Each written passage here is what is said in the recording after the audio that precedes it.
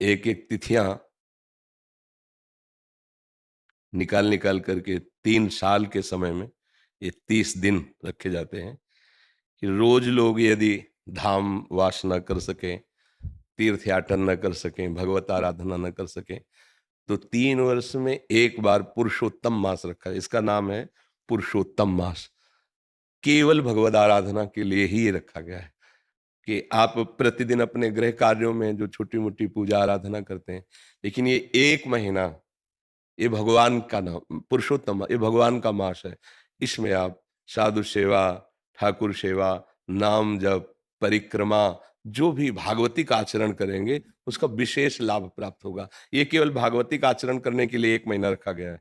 इसमें प्रायः जो धार्मिक जन होते हैं तीर्थयाटन करते हैं, व्रत 84 कोष की परिक्रमा करते हैं, मंत्र जाप का अनुष्ठान लेते हैं, या व्रत पूर्वक रहते हैं कि 1 महीने में एक बार ही अन्न पाएंगे और रात दिन भजन करेंगे, या हम फल से रहेंगे, दूध फल से रहेंगे, साधना करेंगे, परिक्रमा कर, ये भगवत प्रीत्यर्थ समय बिताने के लिए 3 साल में सबके लिए रखा गया है।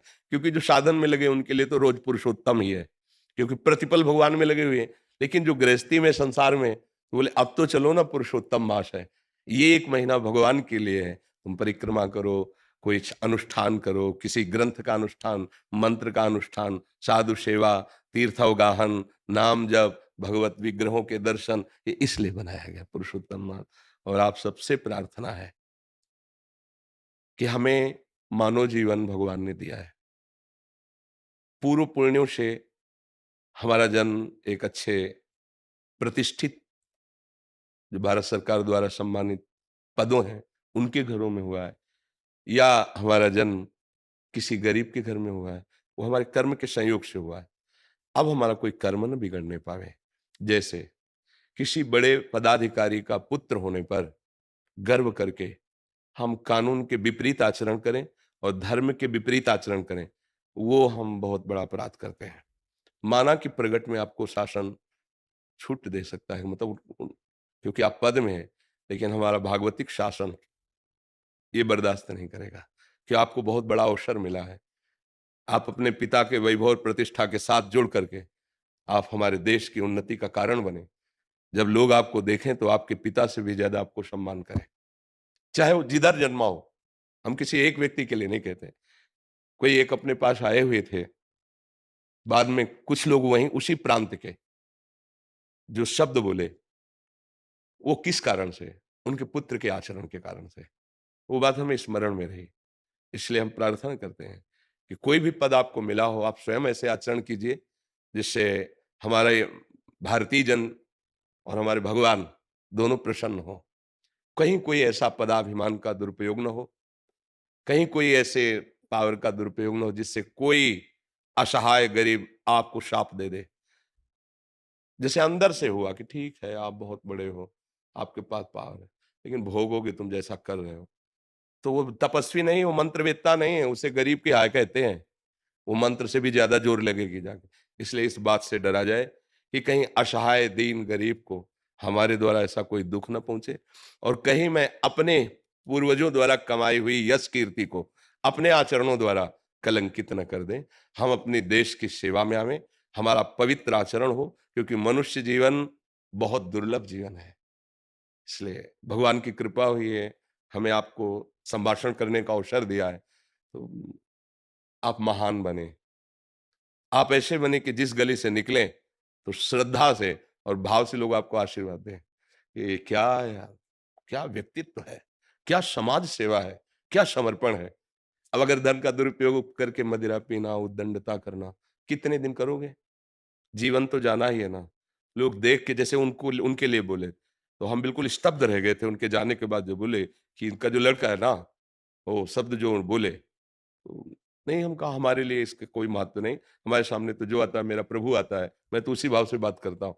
तब मुझे लगा कि मुझे इस बात पे भी अपने जो नई पीढ़ी के भाईजन हैं उनको संबोधन करना चाहिए कि आप जहाँ हो, आप अपने पिता की प्रतिष्ठा का सदुपयोग करें, जो उनका पद है उसका सदुपयोग करें, और लोग आपको उनसे ज्यादा माने।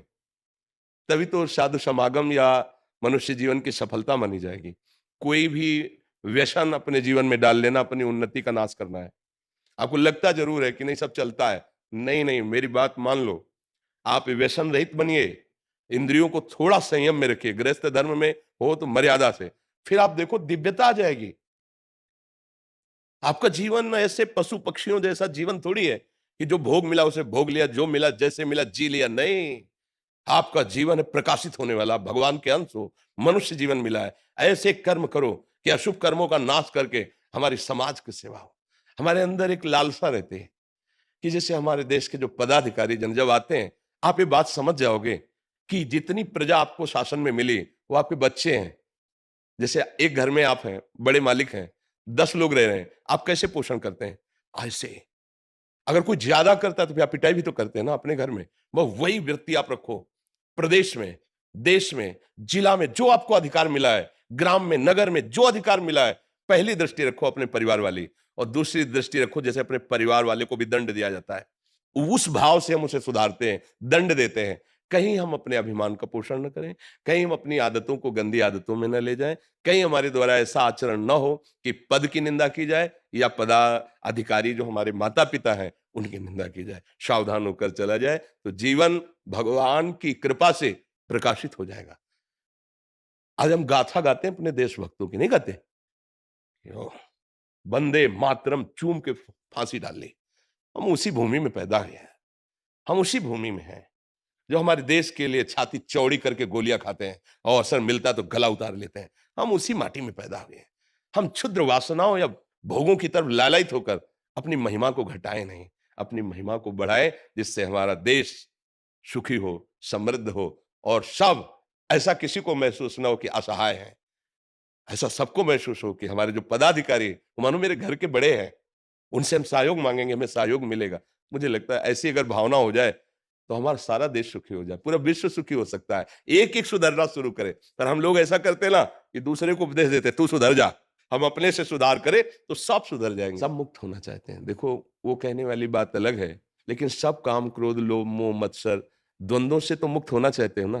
तभी तो भगवत प्रेम होगा, तभी तो हम नारायण चरणारविंद की सेवा कर पाएंगे, तभी तो हम उनके स्वरूप पार्षद को प्राप्त होंगे। जब तक हम द्वंद्वों से युक्त हैं तब तक हमारे अंदर भागवतिक महिमा प्रकाशित नहीं होती। तो वो कह रहे संगम त्यजेत मिथुन वृतिना मुमुक्षु। अय मुमुक्षु, अय भगवत मार्ग के पथिक, जो मैथुन सुख में निमग्न है, ऐसे लोगों का संग त्याग दीजिए। शोभरी जी आदेश कर रहे हैं। सर्वात्मना न विसृजेत बहिर्न्द्रियाणि, अपनी इंद्रियों को कभी खुला मत छोड़ दिएगा, बहिर्मुख मत कीजिएगा।